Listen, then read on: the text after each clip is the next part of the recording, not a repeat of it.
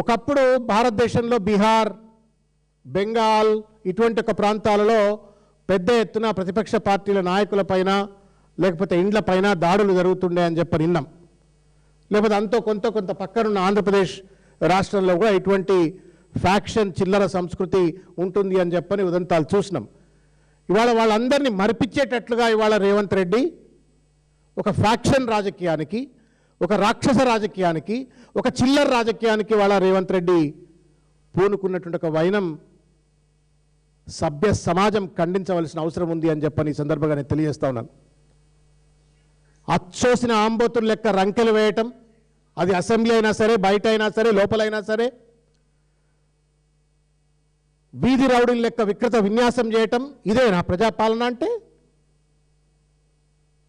ఇదేనా ప్రజాపాలన అంటే? ఇదేనా జై సంవిధానం అంటే? రేవంత్ రెడ్డి గారు సిగ్గుండాలా? You are also a home minister. నువ్వు చీఫ్ మినిస్టర్ నువ్వే, హోమ్ మినిస్టర్ కూడా నువ్వే.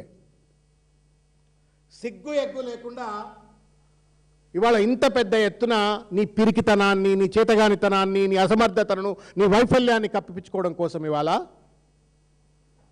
కేసీఆర్ గారి పైన దాడి చేసేటువంటి ఒక దమ్మొచ్చిందా నీకు రేవంత్ రెడ్డి? ప్రజలు ఏమైనా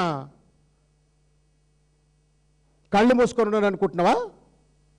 ప్రజలు తిరగబడ్డ నాడు మంచోళ్లే మట్టి గరిచిపోయిండ్రు రేవంత్ రెడ్డి.